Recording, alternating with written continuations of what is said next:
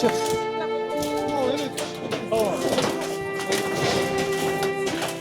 Temiz abi, onun büyük tabi. Şu masasını da şu var. Az tutuyor tattı. Ya. Az tutuyor tattı. O şunu. Nasıl attı? Yaşar şöyle. 3 tane yaşar. Ma temirlerdi polunu akacağı taşlattı. Evet. Top kıza kılıp vergiler. Hazır geldi. Kançar açıyordu işte orada. Biz de hazır konuzu aşağı çalışırsan biz de 54 bulaştırdık bu dedi. Ben koşamazdım daha.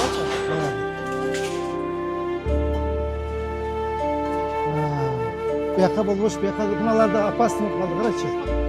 Ya. Bunlarda manalit bolğonda hiç narsa bolup ötüre karaçı. Havalasın. Havalasın.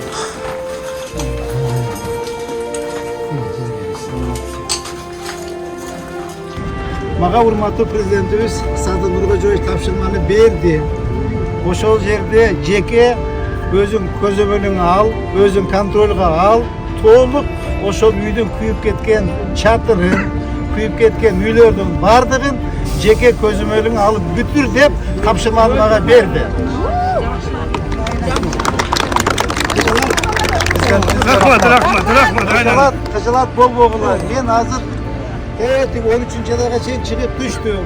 Ошол күйүп кеткен квартиранын толук полностью мээренесени бүтүрүп беребиз. Lifter de kuyuptu, lifter de tol alıp gelip koyuyoruz. Siz de tol alıp gelip koyuyoruz. Ben şu şeyde keşke babamın. Hazır buyursa az kaldı mı lan? Bıçaklarını büttük. Az kaldı. Так, имаком. Таштамалар бүтүп калды куда калса. Мына кирпичтерин полун алмаштырабыз кийин. Пожар болгон. Дом, куда калса балдар чатырын жаап башташты. Буякта полностью чатырын жаап чыгып кетет балдар. Мына куда калса şu burç kaldı. Polностью балдар жаап кетишти. Şu burç kaldı. Bir nazarda kişine burç kaldı. Kalkan poluna bitti. Onu alacaklar mı? Belki nasıl olacak? Kahve, kasaptan geldi. Sonra kondum.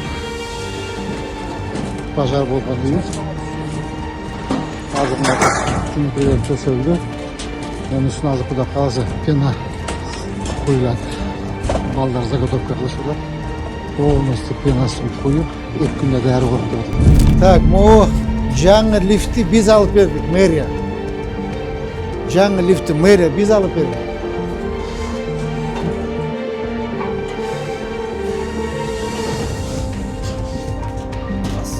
Sağ tuğanım. Bugün berdi. Kanda жақсы mı? Kançada koyup bitesin? Bir günde koyup bitesin mi? Parapet bolup jabıla turgan boldu. Ошон үчүн ишти токтотуп болгондой кылып жыгач коюп туруп чатырын жапкан балдар иштей бериш керек да. Монолит болуп катпай калат да. Бул өзүн коюп койсоң акырын катып таш болуп калат.